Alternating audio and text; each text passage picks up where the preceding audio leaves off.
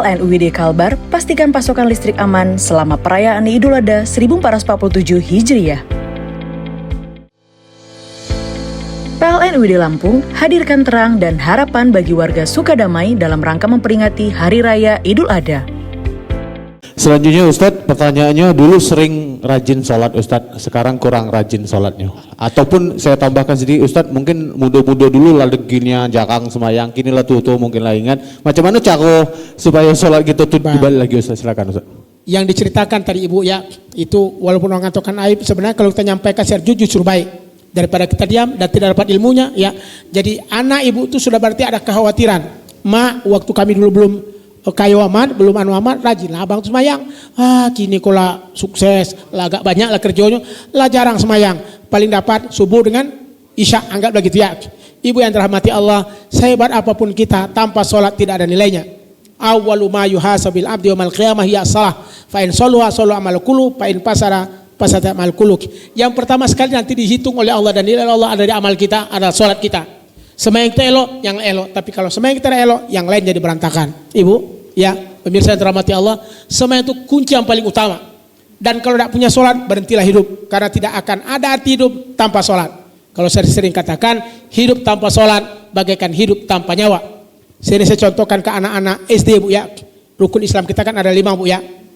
Yang pertama syahadat dan sholat. Ini yang paling inti. Bawahnya ini masih ada cara-cara untuk menyelesaikan zakat, puasa, haji. Itu masih ada menyelesaikan. Tapi kalau syahadat clear, itu paling wajib. Sholat itu paling sempurna. Ibarat kata ini mic saya pegang Ibu ya.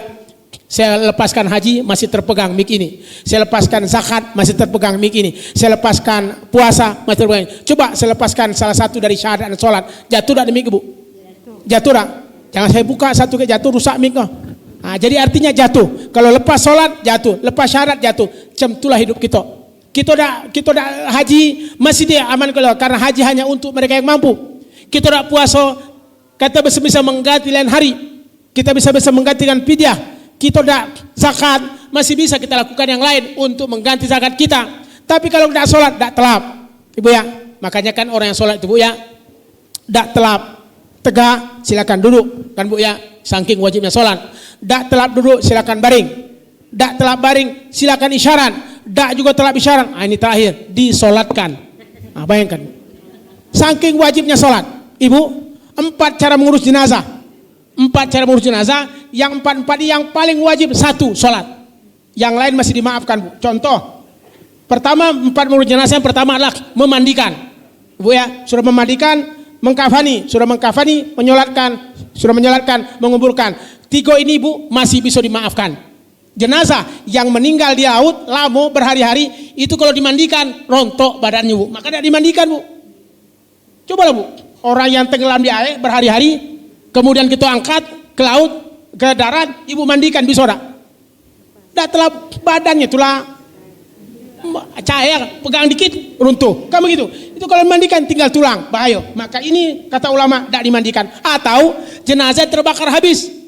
Benar terbakar, macam mana nak mandikan, mana nak digosok, bayangkan, maka dia boleh tidak dimandikan dengan cara ganti yang lain, artinya tetap dalam keadaan bersih. Yang kedua dikafani, Ibu kain kafan, kalau tidak ketemu zaman Rasul, yang penting ditarik ke atas kaki nampak, ditarik ke bawah kepala nampak, tutuplah dengan jerami pun boleh, tutup dengan jerami pun boleh. Sekarang Ibu, jenazah kalau meninggal di laut itu kan pakai plastik yang memang pakai resleting, ya baru ditaruh baru dikubur, boleh tak? Boleh. Artinya kain kafan dengan apapun silakan, masih bisa diganti.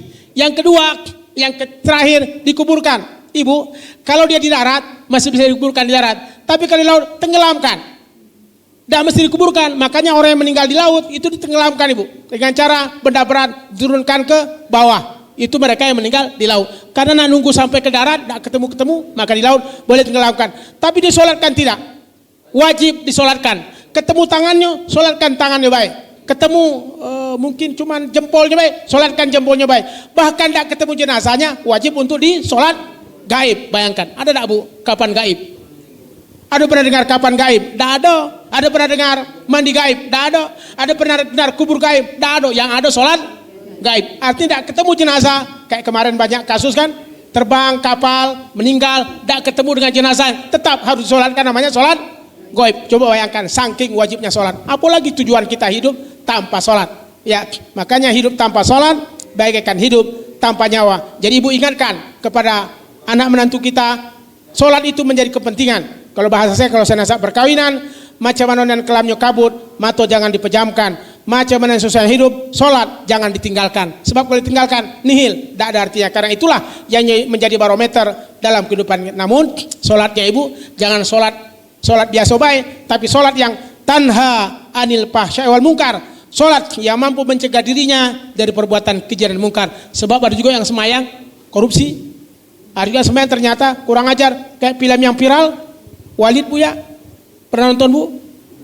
Gaya janggut panjang, lebih panjang dari janggut saya. Pakaian bukan menetap. Ternyata gawenya maksiat. Itu kan elok nampaknya. Kenapa? Karena dia tidak melakukan ibadah kepada Allah yang sempurna. Dia jadikan agama sebagai kedok untuk keburukan baginya. Ini naudzubillah. Maka ketika dia sholat, sholatkan juga akhlaknya, sholatkan juga sifatnya, sehingga sholat bukan sekedar ritual dalam ibadah, tapi juga yang mampu mencegah dirinya dari perbuatan buruk dan juga perbuatan yang tidak baik dalam kehidupannya. Ibu, pemirsa yang dirahmati Allah, saking wajibnya sholat itu dilaksanakan dengan 3 fase. Pertama disebut dengan adaan. Makanya waktu kita niat sholat maghrib, isya, itu pakai kata adaan. Tunai kita laksanakan. Maghrib ya maghrib, isya ya isya. Itu yang pertama. Yang kedua, jam'an wa qasra, menjamak dan mengkosor. Ya, bisa takdim, bisa takhir. Artinya kalau telat langsung bisa digabung. Nak gabung zuhur dengan asar boleh, nak gabung maghrib dengan isya boleh. Bisa dikosor lagi, bisa dipendekkan lagi ya. Yang dipendekkan hanya 4 rakaat, dari 4 menjadi 2, isya, zuhur dengan asar. Itu bisa jadi 2. Kalau maghrib itu tidak bisa, tetap 3. Subuh tetap 2. Subuh tidak bisa dijamak dan tidak bisa dikosor. Itu saking Allah wajibkan kita sholat. Kalau jamak dan kosor pun tidak bisa, yang terakhir adalah kodoan. Kita bisa kodok. Kodok adalah mana? Mungkin kita tidak bisa dengan sholat. Jamak tidak bisa, ada tidak bisa karena mungkin kondisi yang tidak memungkinkan. Maka kita niatkan untuk menunaikan sholat. Nanti ketika tenang dan ketika dalam keadaan kita ingin melaksanakan. Itu namanya kodoan. Makanya menunaikan sholat sangat wajib dalam kehidupan kita. Tidak ada alasan bagi orang untuk meninggalkan sholat. Jadi bu ingatkan dan nasihati. Mudah-mudahan insya Allah dengan sering mengingat. Karena dia pernah rajin sholat. Karena mungkin agak maju dikit lupa sholat. Itu sama dengan sang laba. Sama dengan orang-orang yang pada hidup masa Rasul. Karena pada masa Rasul sang laba itu seorang yang sangat miskin. Dia dibantu Rasul dengan 1 kambing. Ternyata banyak kambing. Lalu pun pergi masjid. Akhirnya tenggelam. Karena keburukan yang ada pada dirinya. Jangan model itu. Jangan gara-gara kesuksesan kita lupa beribadah kepada Allah. Justru ketika kita sukses lupa beribadah, disitulah letak kegagalan dan kehancuran kita. Na'udzubillah. Itu Rul.